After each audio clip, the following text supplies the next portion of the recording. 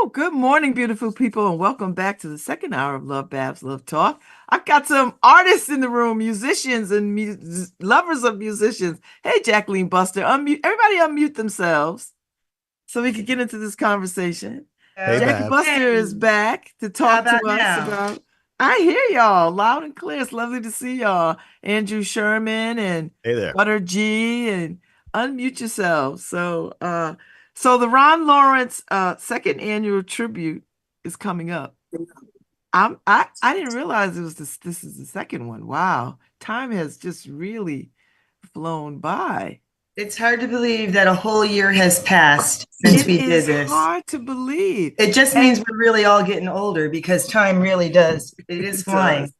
And I'm impressive of this lineup. So y'all back at Toad's Place, the legendary Toad's Place. And you got like who is not on this list? First of all, you got Vincent Ingala, Elon Troutman, Jay Rowe, and then a whole bunch of other people. Like this is going to be epic. So talk to me, Jackie, about why this is important and why you are continuing this memorial or this tribute to Ron Lawrence. There's several reasons why. I think the most important is that we all feel collectively. Let me just back up 2 seconds. The two men who are on the call, Andrew and Butter, they are so instrumental in why Ron became his own recording artist his own right. And I want them to talk about that in a few minutes or so. But I think that all the musicians that Ron played with throughout the decades, literally decades, we all feel like we lost him way too soon. An incredible talent, one of a kind, recognizable in melody and in spirit. And the idea that he's gone, it sort of still baffles us. I think we all still feel like we can pick up the phone and call him. So, in honor of his legacy of great music, making great music, and just still wishing that he could be around. And also, let's not forget, we're trying to raise money to support young musicians, young guitar players who can't afford lessons and who maybe need a guitar. We want to be able to support them in their endeavors. Ron was a tiny kid when he started playing. He was like 2, 3 years old with a toy guitar. And just he loved what he did. He loved what he wanted to do. And that's why he became so successful and so memorable. Thank you for that. So, Andrew, tell me what your relationship to this is. Well, Butter and I were known as Bread and Butter in the 90s, and we were producers. We were a producer team, and Butter can correct me on anything I screw up here, but we were in Boston, and we met Ron, actually, I think through Najee, really originally, but he came to Boston and started playing with us at a little club called Wally's Jazz Cafe. And we had the Tuesday and Wednesday night slots. There's a 5-hour set. And we just kind of jam all night. And he eventually became our roommate. So we were living together in a house in Belmont, Massachusetts for part of the time. And when he wasn't in New Haven. And we were buddies. We had a studio in the basement, and during that time, Bread and Butter became brief recording artists, and Ron was signed to the same label by Sylvia Rohn that we were at the time, and we all worked together on his first record and his second, and yeah. And then we kind of just all filtered off into our own little worlds, but we were together for a really long period of time, enjoying music. So, Butter, tell me about those days. Tell me about those early days of when y'all were young and wild. Young and wild. Oh, Butter's still young and wild. Yeah, right. Don't let the gray hairs fool you. Right. There were great times. I mean, a learning experience. We, once again, it was the meeting ground mostly was, and the training ground was mostly at Wally's Cafe in Boston. And that's for a lot of young musicians throughout time. But we had the Tuesday, Wednesday slot. We played, we got signed to a deal, working on our records. And we had to go play. They wanted the label wanted to see us for some reason just to perform, and we decided, hey, why don't we just do what we do at Wally's? And we brought Ron, and I don't know who played bass for that gig, but we brought them down and we did it. And because we did that gig for the record label, Ron got his deal. I feel like Sylvia it was there. might have been Lenny Stallworth on bass on that gig. Could have Or been. Carl. I don't even Could have remember been the Carl, club. yeah. Could have been Carl, but I don't even remember the club even. I know it was a world renowned. I don't know if it still exists even. Jazz club, but it was uptown, right? I forgot all of that. But Yeah. nonetheless, because of that, is when that's how he got his deal on the spot, and became a legacy now that is continued because of these memorials and so on and so forth. It was a great time. Like I said, we did it's so much we did. We came probably account for all of it. Okay, it's a family show. Yeah, Family exactly. show. But they're Exactly. not No, telling I'm talking about music, going places. I mean, been all around the world. We both had times with Najee also. Najee, Right. Ron was in the band, a different configuration before I was in the band with Najee. But I was in that configuration. So it was right. me, Andy was in both. Ron, Artie Reynolds, Right. and Naj, and we were touring and became Freddie Jackson's band, Melissa Right. Morgan's band, Right. Najee. We did all these super band tours together with Jonathan Gina Bell. Butler and Phyllis Hyman, and who else was out there? Man, it was a lot. Will Downing, Right. just a plethora of great musicians. And we just found, I mean, we hit a stride one time where I think we came home maybe 3 days that year. And the rest of the time we were out playing in different people's bands. We'd do one tour here and then we'd do a tour as a band with Najee, and then Najee would become like the musical director for Freddie Jackson's band or for another band, and we would all kind of morph into whoever was working at the time, and we would just stay out. We just lived on a bus. That's it's an exciting life, tough life. It's good to do it in your 20s. I wouldn't want to do it now. It was fun to get paid to travel. We went to Japan a whole bunch, and that was a blast. And went to Japan with George Duke and JT from Kool and the Gang, and just some great gigs that we got to do together. And after time passed, and Ron stayed in New Orleans, New Haven, and kept playing there and traveling out of there. I moved to New York. Butter moved back to White Plains. We kept tabs on each other, but we were sort of like all in different circles. And then the pandemic hit, and then I talked to Ron, and he was starting a fund for musicians who were, along with restaurants, I think musicians and artists and performers and everyone else were hit pretty, maybe the hardest, by the pandemic, because you couldn't really congregate anywhere. So you couldn't play a gig, you couldn't do a concert, you couldn't do a show anywhere. So he had started a fund on Facebook, I think it was, for musicians that couldn't work, because the government wasn't really, there wasn't a lot of PPP money out there for musicians doing, their classic sort of I got gigs this weekend model. There's no way to sort of support that to the government, as it were. So I think a lot of people were were hurting at that time, and so Ron took it upon himself to start that, which I participated in, and we sort of reconnected over that.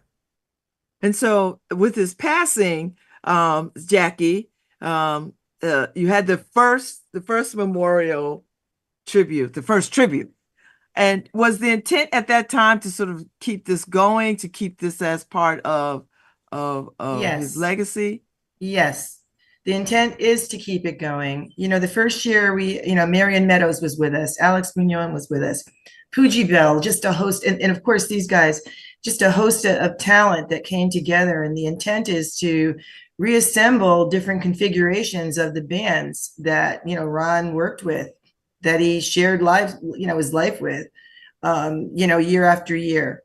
there's so many different ways you could put this together. So, last year we had a theme, which was basically just Ron Lawrence through the decades, playing music and assembling bands that he played with when he was in his 20s, all the way to where we are, just recently. And this year we're doing different genres of music. Ron loved all music. So we're doing a rock and soul set. We're doing the Ron Lawrence set, which these guys they're being very humble, but they are so responsible for a lot of the musical content on Ron's CDs. They're not sharing that with you and writing it and producing it. And our last set this year is heavy horns. It's funk and soul, and we have a 5-piece horn section, incredible super band that's going to blow people away. It's going to be amazing. And let's not forget The Voice, the first year winner of The Voice, Javier Colon, just joined the show. He's going to open for us this year with a set. So that's really exciting too. And then Nelson Rangel will be with us. Elon Trotman won't, but Nelson Rangel has stepped in. And Nelson and Ron go way, way back from, being like, late teens into their 20s and damn near living together out in West Haven at Ron's parents' house. So, it's good to have him home. So talk to me about how you pull this together. How do you pull this together? Like, how many people get to sit around the table and say, well, this is what we're going to do? And then, I don't know how she does it. I have no idea. It's an amazing lineup of very well-known and accomplished musicians. Like, if you had to buy a ticket for this, it would be off the charge to buy a ticket. Yeah. I would think so. I think, we're getting our sea legs. So we're being conscious of what we charge, knowing that it is a fundraiser, that we should be able to charge more, but trying to just get people in tune with what this mission is so that they're willing to give more. And that, our funds will go to the neighborhood music school. We've met with them, and that's our intent. Our intent is to fund students through NMS. Ron was a big part of ECA in the early days. We both went to ECA and didn't know each other, but Audubon Street's important. There's a lot of talent that comes from Audubon Street. Wayne Escoffrey, Jim Oblon. Just there's New Haven was a mecca at one point for all musicians. Yeah, so I think it's becoming that way again. Mm-hmm. I think I'm seeing more and more places having musicians come in and play, and I think just about any night in this town you could go and catch some live music if you want to. Once again. So that's pretty cool. So Jackie, what was that club? Sorry to interrupt, but Jackie, what was that club that your dad? Oh, there were several. Soundtrack, the Monterey. My father played the swing. But we rehearsed in one. We rehearsed in your club for my first tour with Najee, I remember. The one I used to manage. Yeah. The one I used to book for. That was Malcolm's Jazz Cafe. Malcolm's, that was it. Yeah, right. Okay. Listen, great. we had more than 60. I booked more than 60 national, international acts through Malcolm's.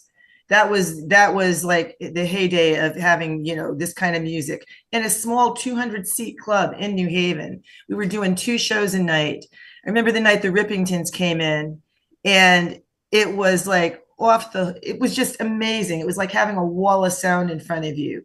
George Duke. Oh my God. You can't even go there. I remember, Bobby Blue Bland came in to do blues with us, and Jimmy Copeland. I mean, we had so much talent that came through those doors. The day George Howard, when George came, God rest his soul, Do I Ever Cross Your Mind had just come out, and it was like, you guys remember this. It was a super hit on the airwaves. And I remember Channel 3 pulled up with news trucks out front, and they were broadcasting the line of people that wrapped around the block, outside. And it was phenomenal. But, Phil Perry, Will Downing, Najee, the list just goes on. There were more than 60 national acts that came through, international acts that came through. So the tribute happens on Sunday.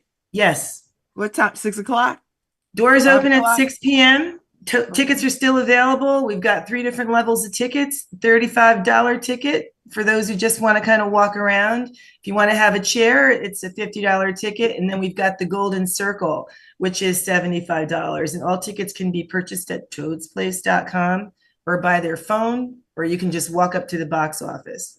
I love it. I love it. I love it. Okay, so Andrew and Butter, I take it y'all are gonna be in the space doing Yes. what you Oh, do we'll be there. best. Yep.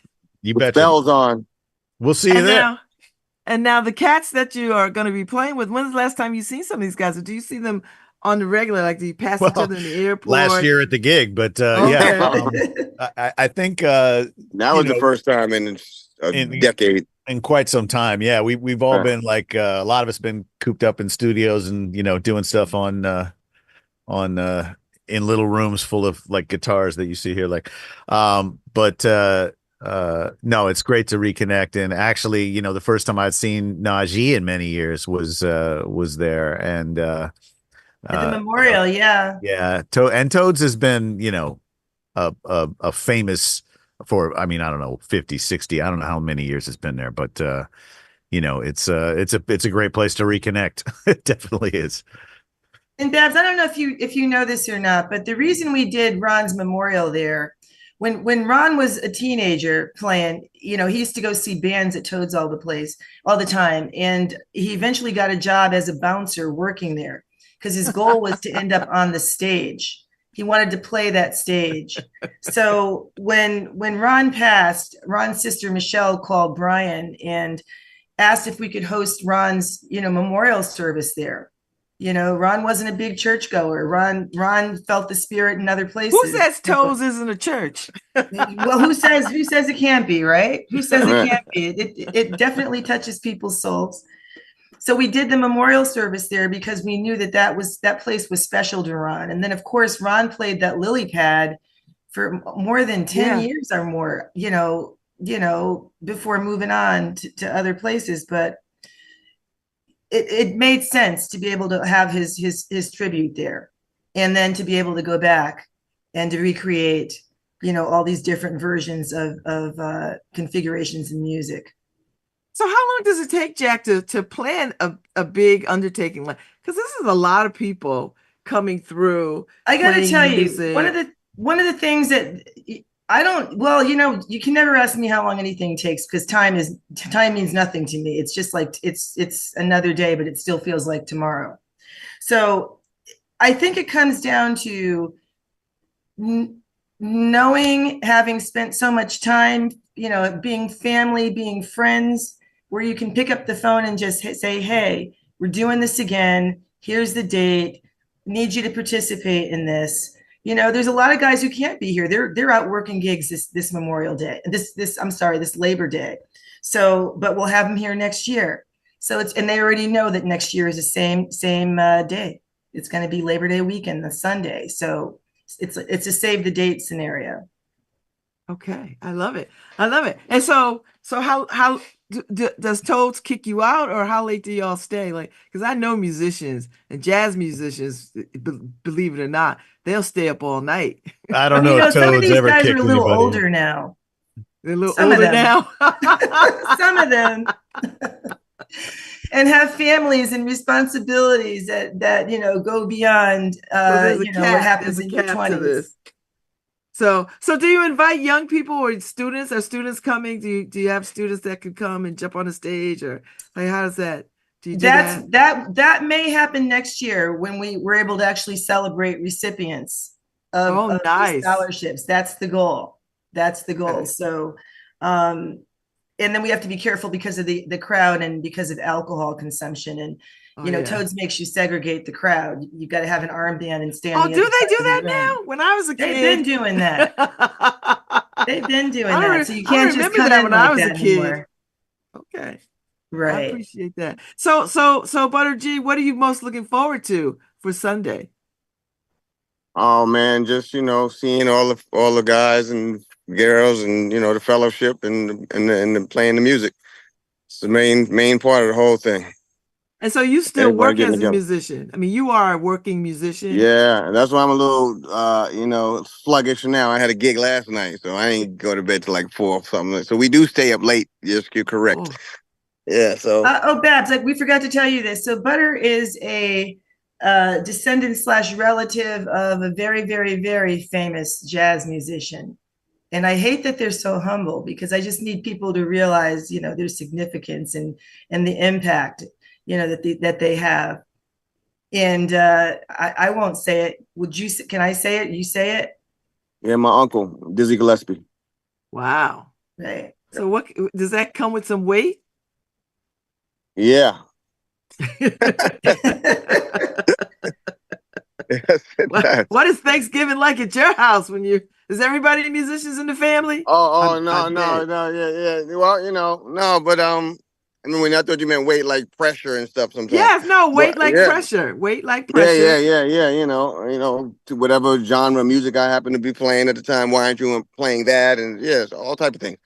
But no, it was a great, great, great, great, great, great learning experience from him. The years I was around that I had left, he was 2 generations away from me. He was my father's uncle, so he died when I got to play with him, put it that way. When I'm 12, 13, I got to play with him a few times. Well, we got to So do a couple gigs in the park up there in White Plains. exactly, I That got was my great. friends to play. He Yep. come play bands that I had put together and was part of, and I'd ask him, come play with us, and he'd do it.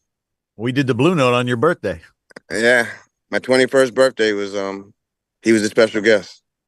Wow. Yeah. So does that help you become a better musician knowing that you've got that kind of lineage?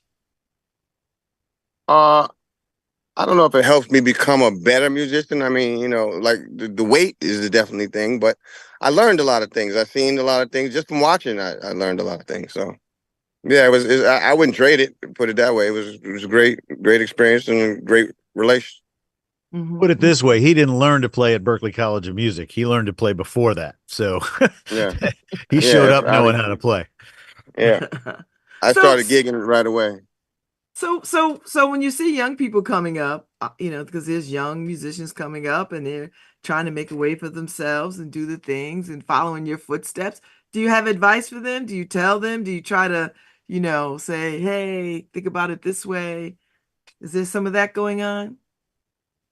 Well, I have my set of advice. I don't know if Andrew wanted to go first, what he would say. I definitely know what I would say. I think you need uh, multiple skill sets if you want to just do this. I mean, this business is so crazy right now. The music business. I mean, I wouldn't advise nobody to do it as a career. If it's potential there, but I mean, to put all the eggs in that basket is a higher risk than previously. Yeah, I mean the landscape of being able to do it and just do the music part has changed dramatically. So you can't, Right. I don't think it would be realistic to believe that you could, I mean, you could make a living as a musician, just straight up But musician. you better go hard, and you better, But the thing is, if you really want to stack the deck in your favor, you should learn a little bit about promotion. You should learn a little bit about technology. You should learn a little bit about all the things that labels used to do for you that they don't do anymore. And because, there really is not, for the little guy out there, there's not a record business. There's a music business, but the record business is over because nobody buys records anymore. So, unless you're Taylor Swift and you can say, I don't know who is actually buying Taylor's records, but, she sells millions of copies and that's great. But, most people I know just have a Spotify subscription and they listen to music on, Although I will tell you, Andrew, record buying they've been pressing more records than they have. Vinyl. Yeah, Now that's different. Yeah, vinyl's different. Now vinyl had nowhere to go but up because in 1985 they invented something called the compact disc, which destroyed vinyl sales for 30 years.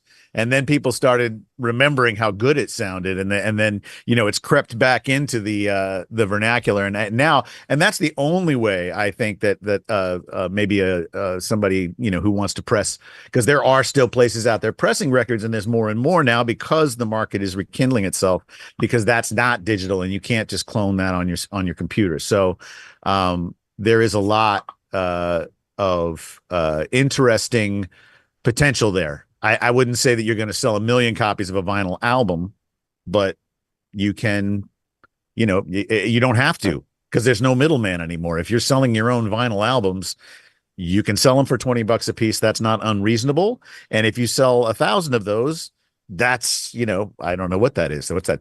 $20,000.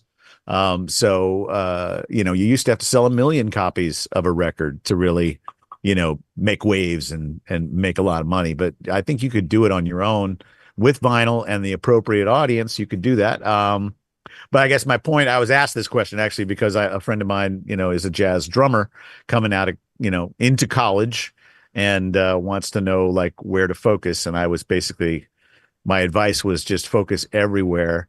Obviously, you have to be as good at your instrument as you possibly can, but Practice. you need to look, you need to look into more of a 360-degree direction these days, just because there's so much you have to do for yourself. Yeah, that, I would say have a skill set, potentially a la trade or something, that you can potentially feed yourself in between gigs. I would call it navigating the gig economy. Mm. Right. And All you right. learn things like when, now that the cat's out of the bag, we know where the labels were making all their money, and that was merch. And that was actually that was a separate deal back when we had a deal, but that's, now the labels make their money off a 360 situation where there's merchandising, there's publishing, there's all the things that used to be separate components of structure for a musician or an artist. Now they sort of wrap it all into one big thing, but those things exist for people without record deals. Those are things that people can capitalize on their own. And each one of those revenue streams are actual, ways to make money in the business. So, if you're doing a gig, you could sell t-shirts. If you make a cool t-shirt, those usually cost people about a quarter of what they charge for them. So, there's all kinds of ways to be inventive, but a lot of them don't have anything to do with music.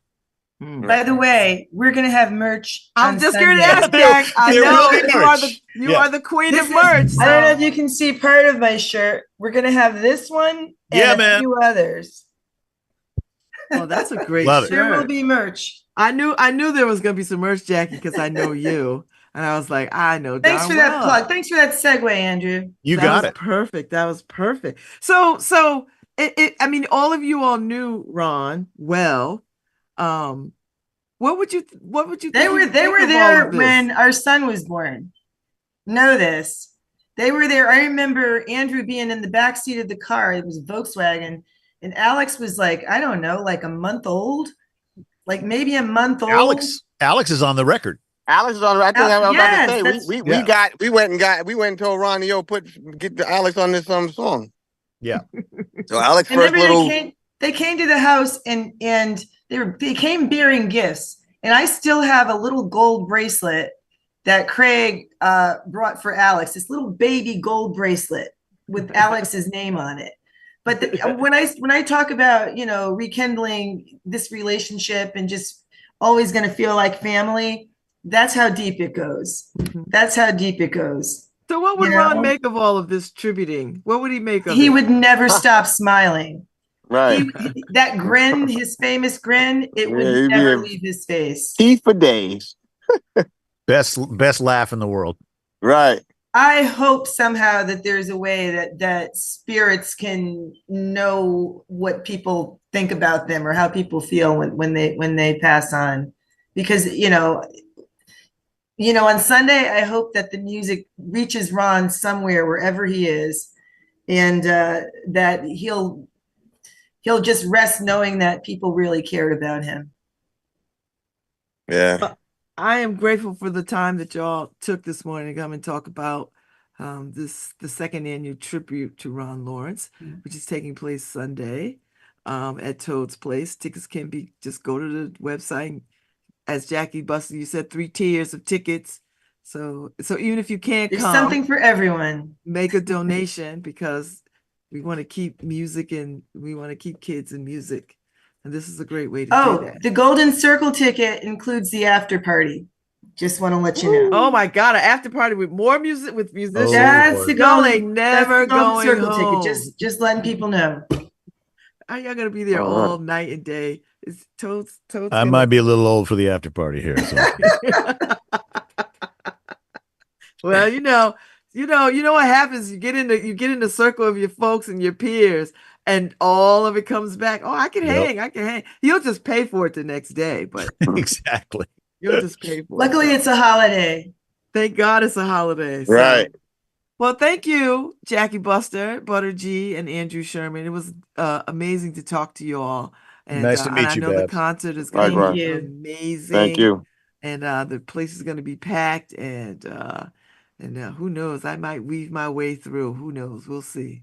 I'm might making as a well. donation. I'm making a donation. Even if I can't make it, I'm making a Right. donation. So, yes. So, enjoy yourselves and thank you so much. And I'll see y'all next year, Jackie, because now you got to come back every year and talk about. That's right. That's this right. one. So that's Keep we love gotta alive. see. So, Yes. Okay. All right. We'll right. see you soon. Take All right, good take it care. easy. Take Thank good you. care. Take good Thank you. care. Yes, Okay, ma'am. Harry, play us Bye-bye. out. And Come on, we'll Harry. see y'all